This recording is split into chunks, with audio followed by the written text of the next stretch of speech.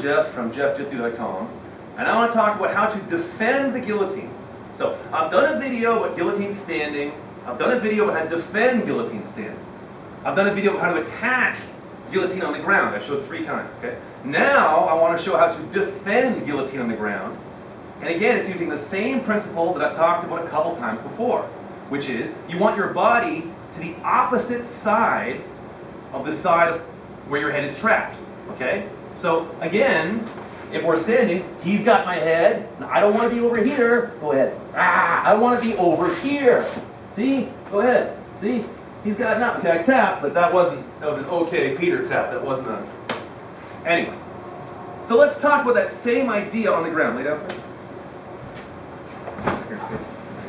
So okay, first of all, don't get caught in a guillotine. Okay? Whenever anyone asks the question about jiu-jitsu, oh hey, I get caught in this, I get caught in that, what should I do? The first answer is, don't let that happen. Right? You don't wake up in a guillotine. Okay? Stuff happened that led to you being there. Look at that stuff, be like, no, I don't want that to happen again. It's a wise decision, isn't it? You know? Okay. So A, don't let that happen. Okay?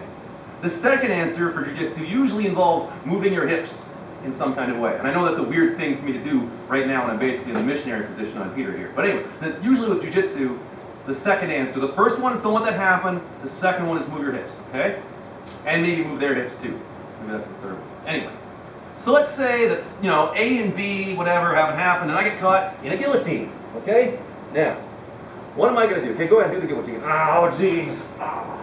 Okay, do the second one. Do the good one. Go to this. He does this. Even worse. Right? There we go.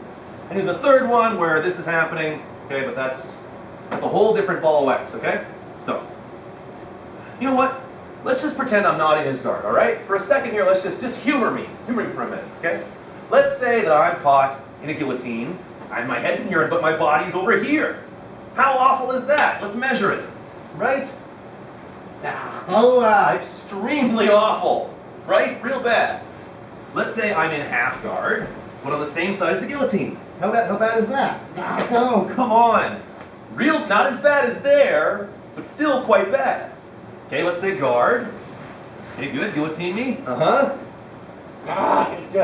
Bad, but not as bad as half guard here, or certainly side control. What about half guard, but on this side? So my head's on that side, and I'm on this side. Okay?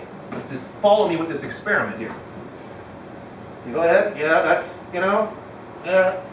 I'm tapping, but mostly it's because I don't want to get my neck messed up. But I could kind of stop him if I wanted to.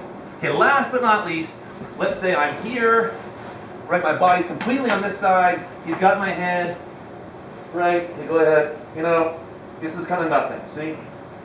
It's a whole bunch of nothing, right? So, the principle I'm trying to illustrate here, or illuminate for those of you working on your vocabulary, is when you're caught in a guillotine with your head on one side, you want to put your body to the other side, okay?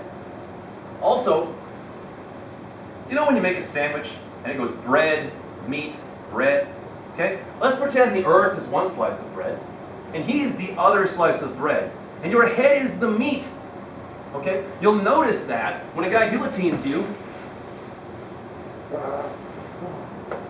your head is the meat of the sandwich. It goes him, your head, and then the earth. Right? Bread, meat, or peanut butter, and then more bread, okay? So you can mess up the sandwich by insisting the order of that be meat, bread, bread. That's a weird sandwich. Nobody wants that sandwich, okay?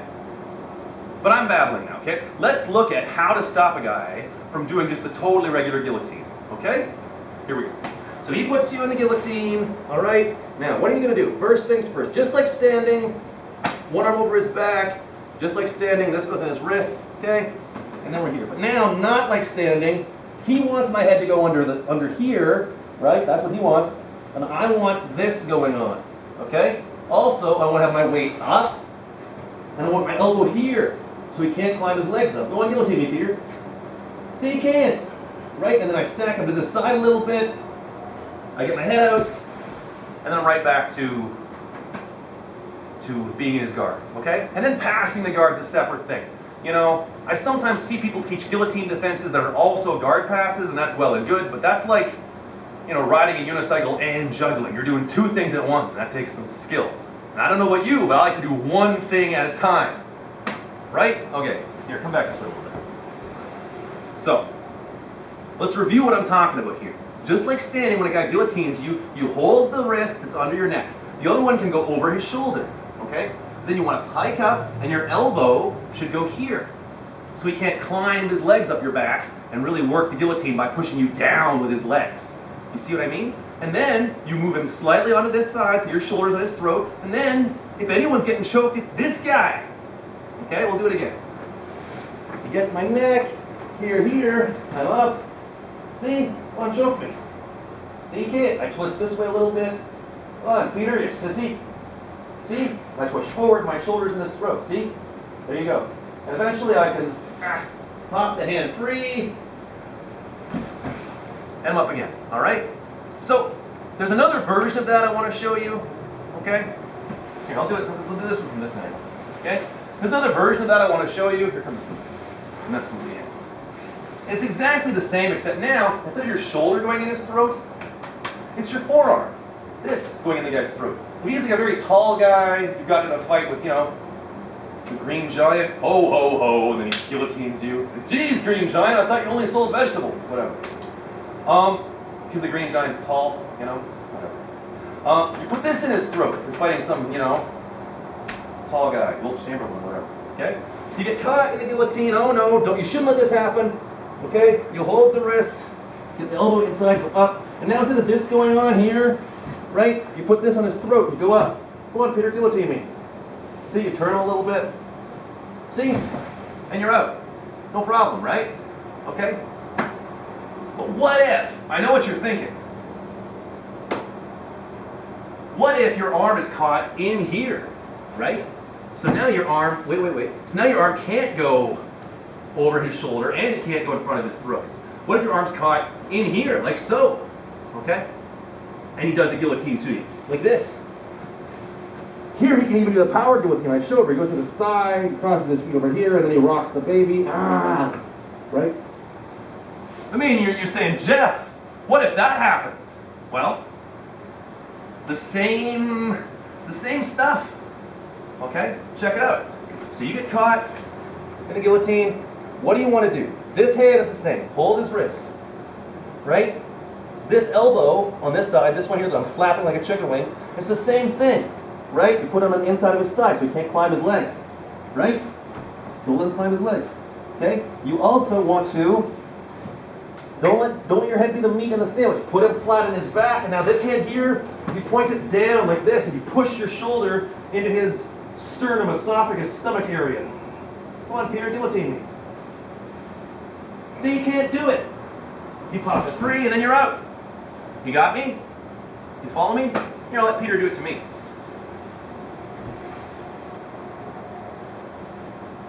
First, I'll fix my kimono for fashion reasons.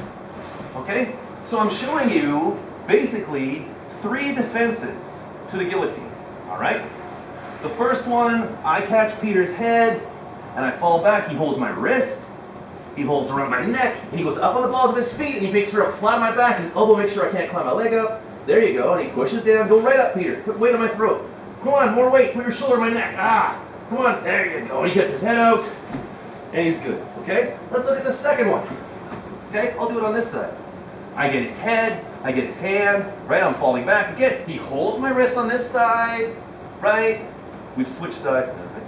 And now, instead of going like that, he puts his forearm on my throat. He pikes up and he pushes his forearm in my throat. Go on, really choke me. See? Come on. Okay.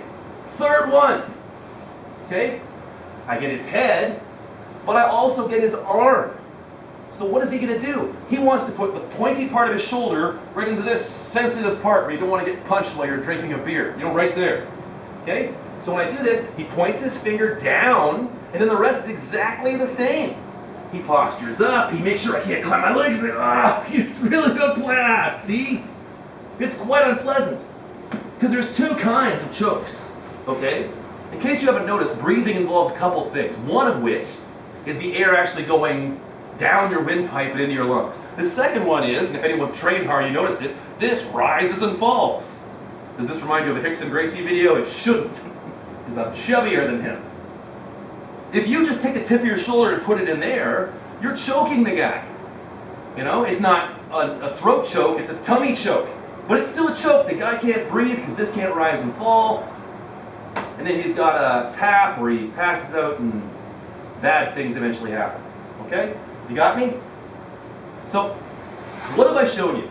I have shown you 3 kinds of guillotine defenses. Okay? One where you hold the wrist and it goes around his shoulder, right? One where you hold the wrist and the forearm goes on his throat.